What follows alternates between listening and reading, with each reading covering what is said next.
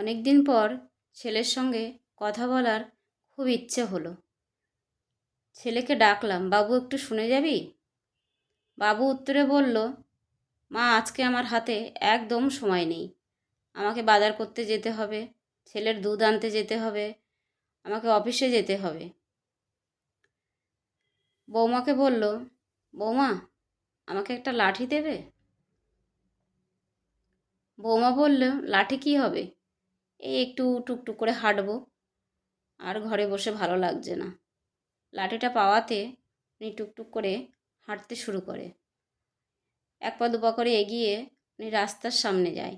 রাস্তায় উঠে উনি পাশের বাড়ির এক ছেলেকে পেয়েছেন। তাকে বলল, খোকা আমাকে একটা ওখান থেকে অটো করে দে না। খোকা জিজ্ঞাসা করলো, তুমি জেঠিমা কোথায় যাবে? জেঠিমা উত্তরে বললেন যে আমি একটু ওইতে মাথার দিকে যাব।